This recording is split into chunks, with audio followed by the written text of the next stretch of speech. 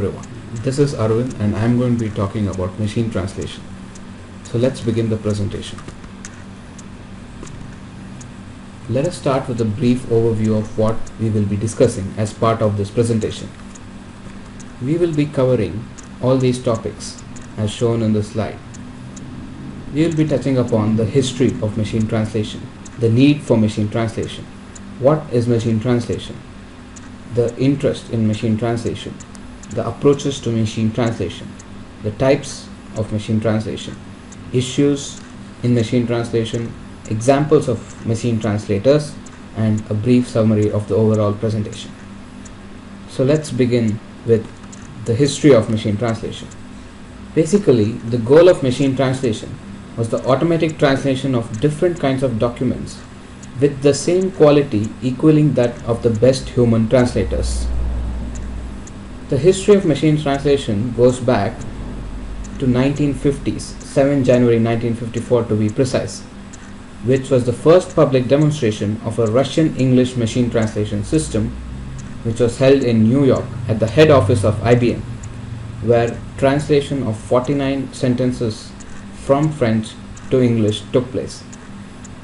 Then, during the Cold War time, rough translation of Russian scientific journals was used to intercept confidential information. Then in the early 70s, a Russian English project called the Systran was an attempt to translate an enormous body of terminology connected with the military. We will be discussing more about the Systran in the later slides. By 2010, the IBM would have released a computer which is able to comprehend 20 languages irrespective of context, tone of voice, or the speaker's accent. So let's see what the need for machine translation was. Why did machine translation become so popular? Why was there this huge demand for machine translation? So even as technology opens up e-commerce opportunities, companies must overcome language barriers to reach out to new potential customers and business associates. This is a common fact. If we want our business to grow, then we need to meet more and more people. And to meet more and more people, we need to overcome language barriers. And machine translation is the perfect tool for that. Many IT giants have recently decided to develop websites in the languages of the countries in which their customers reside. This will help them to interact with them and their business can exponentially grow. These factors have not only increased the demand for machine translation service but also the interest in computerized translation technology. Research areas have also taken up machine translation very intently. Some industry experts say machine translation, a largely experimental technology that has been around since the late 1950s, is now ready to become commercially viable.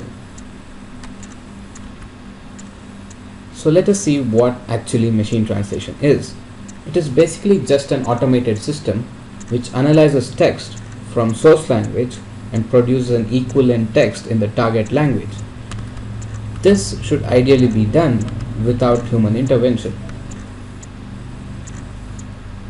Machine translation can also be known as automatic translation, that is the process which translates one human language to another, which like we already described. Machine translation can also be thought of as a compiler. We all know what a compiler is.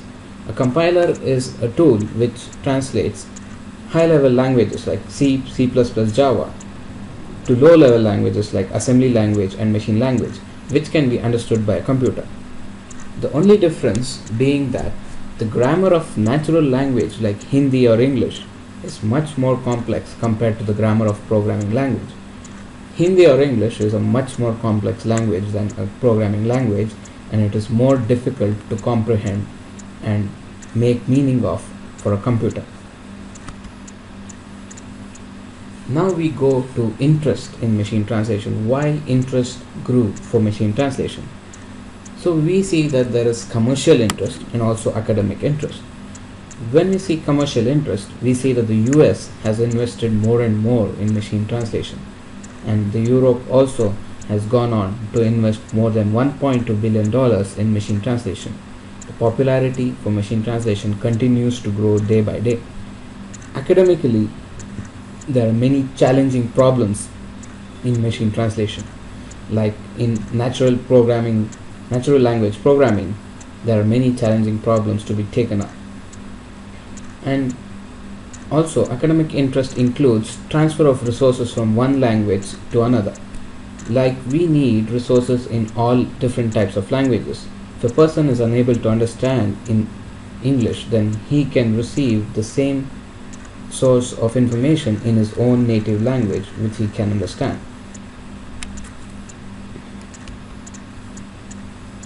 So let's move on to machine translation approaches. So this is what you see is a machine translation pyramid. Now let us see the first approach of machine translation. Here we see this first approach is known as gisting, in which a source word is directly transformed to a target word.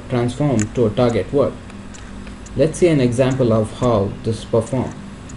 Here we have a sentence in, say, language French.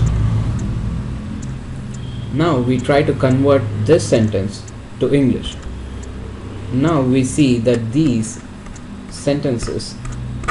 words are direct translation from French to English.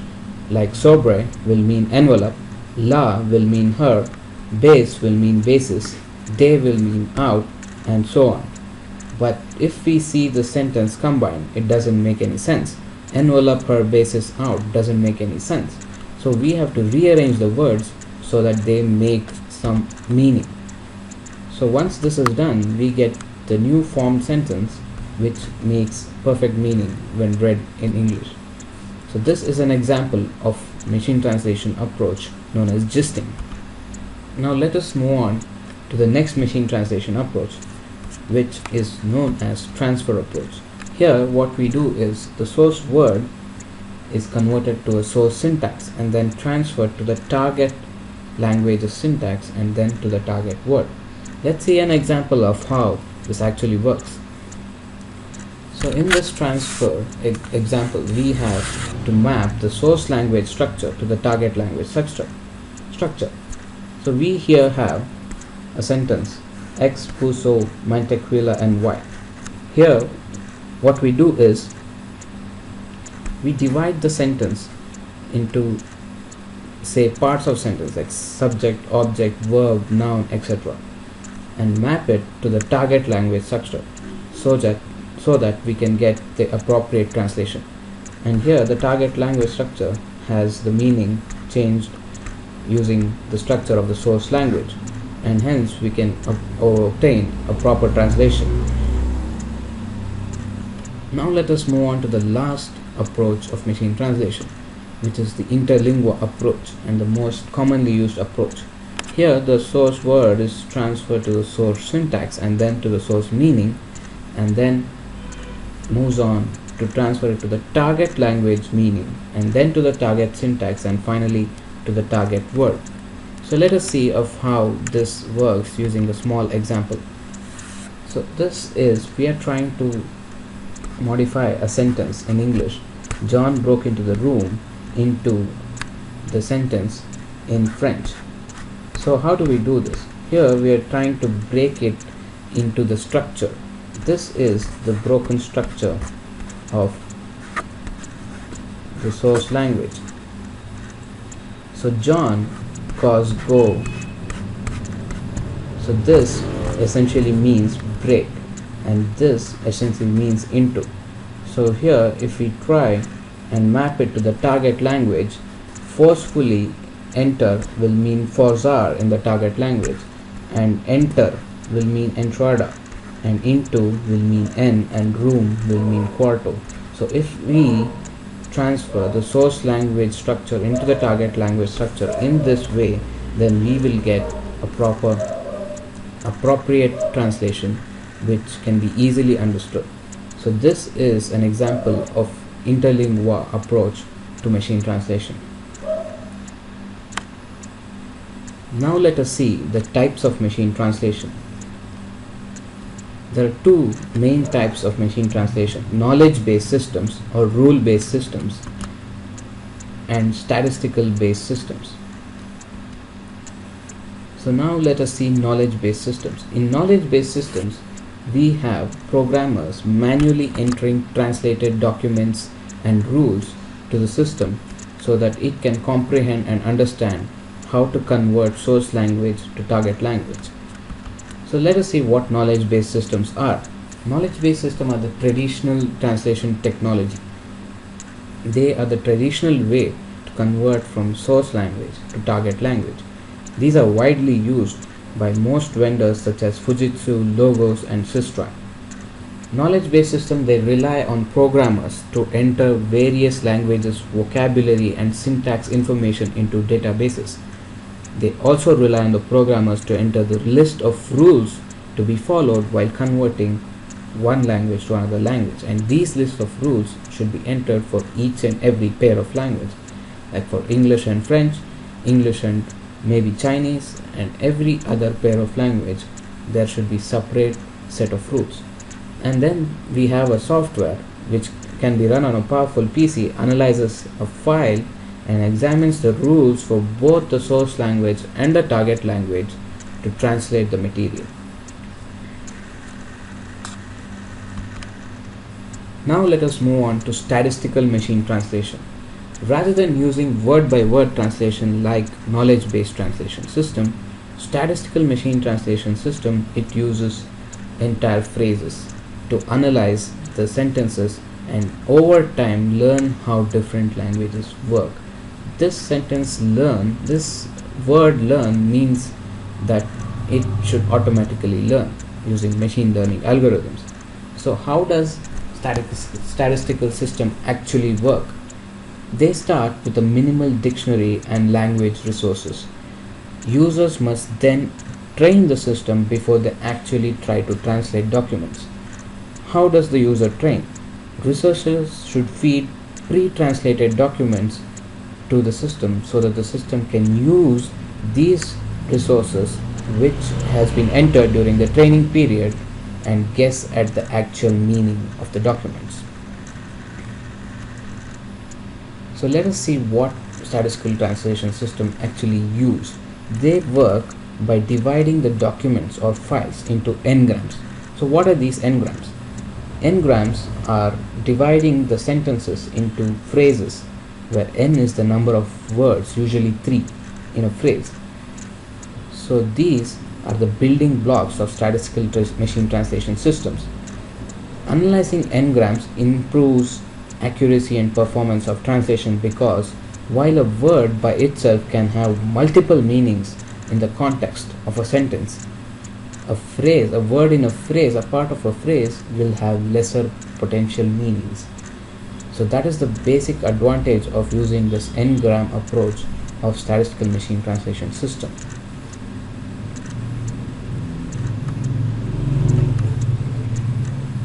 So statistical machine translation system, it uses text corpus from both the languages and uses machine learning to produce the output in the different language. That is the P of F given E model, which we will be seeing in the next further few slides.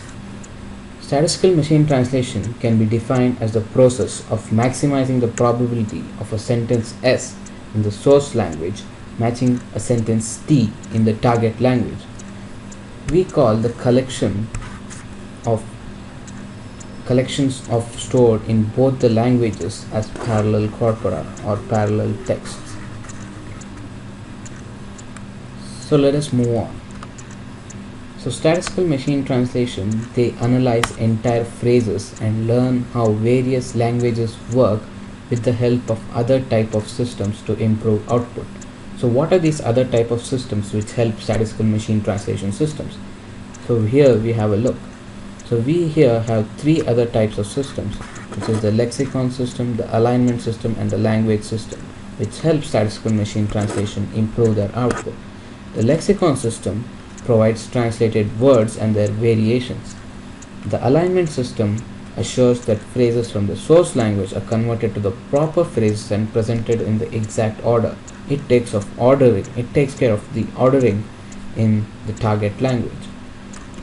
The language system performs a syntactic analysis of sentences and thereby produces translations which read properly. So now let's delve deeper into statistical machine translation system and try to find a formula to convert a French sentence into an English sentence. So we are trying to model P of E given F. So if you're good in mathematics, you will understand that given a P of E given F means given a French sentence, we have to provide an English equivalent. So how are we going to do this? We can use Bayes' rule. So Bayes' rule basically states that P of E given F is equal to P of F given E into P of E by P of F, which is nothing but directly proportional to P of F given E into P of E. So I will not delve into details of how we got this formula because that will be another topic for another day. So Bayes' rule, why did we not model P of E given F directly? Why did we use P of F given E into P of E? This is because P of E worries about the good English and P of F given E worries about the French that matches the English. These two can be solved independently, which gives a much better result for us. So now let us look at an example to see why the Bayes' rule will help us in getting a good translation. So here we have a sentence in French which is "On voit John à la télévision," and here we have a set of sentences in English which we are trying to match to get the best French sentence. Here we have two columns indicating good English and good match to French. John appeared in TV is not good English, but it matches the French version of the sentence we are trying to express. And we have some more sentences here, like "It packed 12 saw." It's not good English, neither is it matching the French that we are trying to express. And so on, we see that John is happy today. That is good English. We all know that it is a good English sentence, but is it matching our French sentence? No. So we are trying to find a sentence which is good English as well as a good match to the French sentence, and that is the highlighted one which is shown in blue here. So John appeared on TV. Yes, it is good English and also it is a good match to the French sentence that we are trying to express. So that is why we use Bayes' rule to model statistically machine-based translation systems. I will not delve deeper into why we use Bayes' rule and how the formula came up. So I will close on saying that we use Bayes' rule, and this is a good example to show why. Now we will compare knowledge-based or rule-based machine translation systems versus statistical-based machine translation system. So knowledge-based machine translation system, as we already saw, it is very labor-intensive, time-consuming, and highly expensive. The rules which we enter into the system can be either based on lexical or structural transfer. So each program must be customized and compiled for each language pair it works with. So it basically means that the programmer has to enter rules and syntax and semantics for each and every pair of language that he or she wants to translate. The advantage of this is it has a firm grip on complex translation phenomena. If you want to transfer a very complex sentence, it is the perfect tool because you have listed each and every rule in the pair of languages. The disadvantage, of course, is it is time consuming, expensive, and very labor intensive. Statistical machine translation systems, on the other hand, they are not they are phrase based translation systems.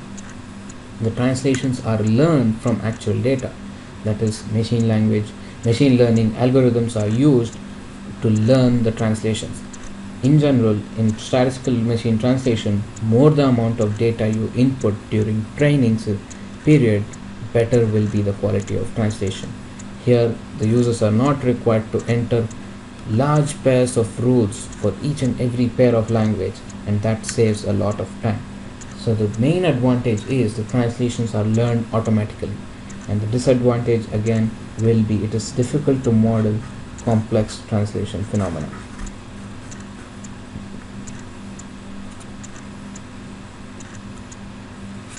So what are the issues in machine translation?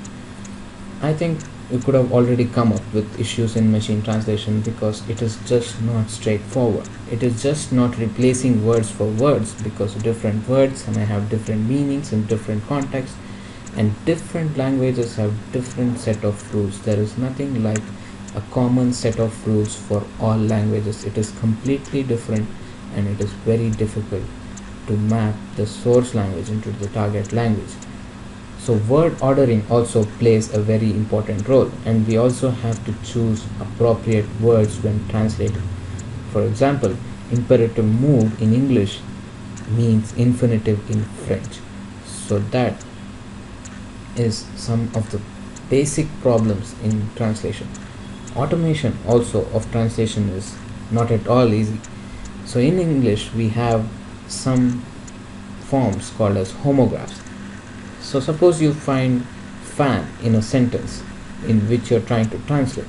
Would you interpret fan as a ventilator or as an enthusiast? And there are different word classes. For example, if you find love, would you interpret it as a verb or would you interpret it as a noun? And English always has idioms, which is again a different class of problems for machine translation. Suppose you encounter an idiom called as country music, which actually means type of music. But if you interpret country and music as separate words, you will end up translating into something which means entirely different. Some more issues in machine translation. Morphological analysis. Example, say Chinese and Japanese, they do not use punctuations in their sentences. So you do not know where the sentences end, where they begin. So it is much more difficult to comprehend the meaning of a particular word in the context, because you do not know where the sentence ends and where it begins. Then we have syntactic analysis. Here we have shown this with an example. The boy saw a girl with a telescope. So what would you interpret this as? Would you interpret this as the girl had a telescope, or the boy used a telescope to see the girl? This is just a very small problem that I have tried to describe in this slide, but this can go to much bigger extents in bigger files. You might have hundreds of these kinds of problems, and to handle it will be very difficult. And context. Context is also a very big problem in machine translation. If you have 20 to 40 words in a sentence, there are millions of possible translations for those 20 to 40 words when interpreted in the context. So in context, you can mean different things. So more the number of more words, more is the complexity for machine translation. Now let us come to an example of machine translation, like the Google Translate. The Google Translator is a free, statistically based machine translator service provided by Google Inc. to translate a section of text, document, or web page from one language into another language. The core algorithm which is used in Google Translate is statistical machine translation. To make a statistical machine translator, we need bilingual corpus, which is text in both the languages, as we already saw in our earlier slide. So what are the features of Google Translate? They translate text instantly. You don't need to wait for hours or weeks together to get your output. You can read and listen to a translation. You can input speech, you can output text, or you can output speech and input text. So you can do any kind of combination and do your translation.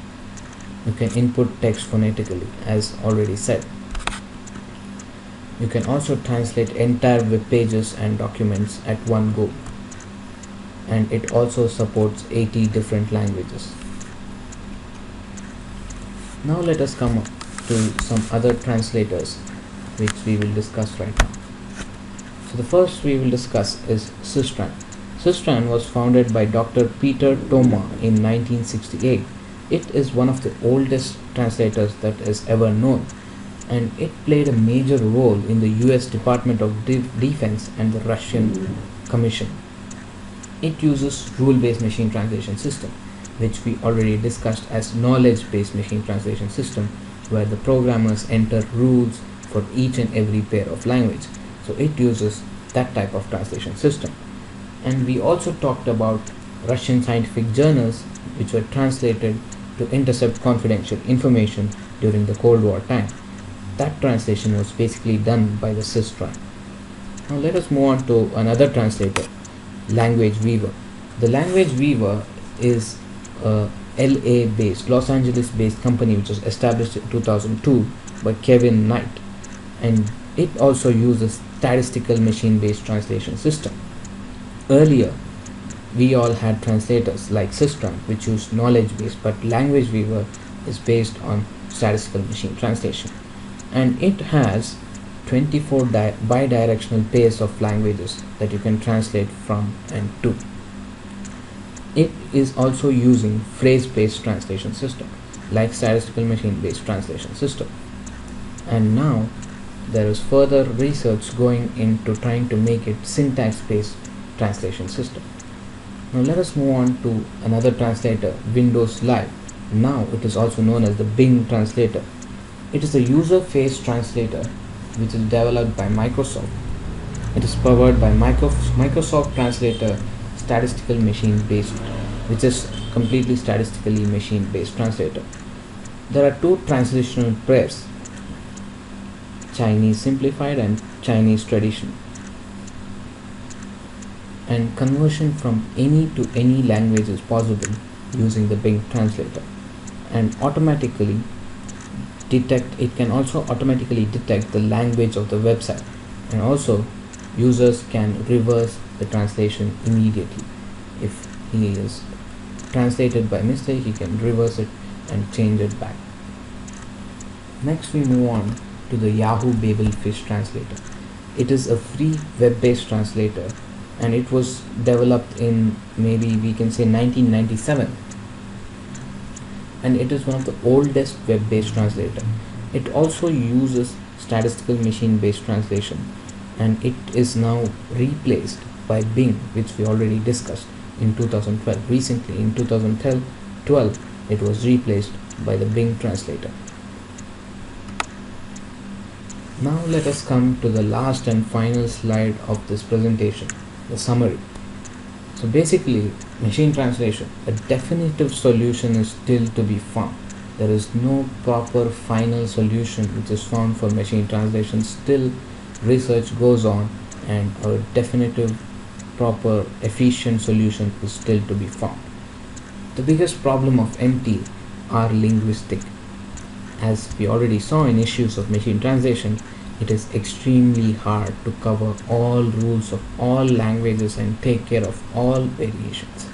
It is practically impossible to do that, and to overcome this problem will be our biggest problem.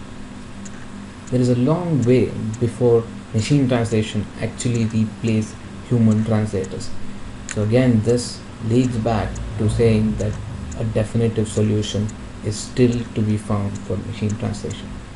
And finally, we can say that machine translation can be used in applications where the language is very specific. If you know what language you want and what language you have to convert from, and if you have a very specific set of input to give to the system, then you can use machine translation to convert from that specific set to the target specific set. So I conclude by saying that it is a exciting field, and more research continues into it, and definitely a better solution needs to be found.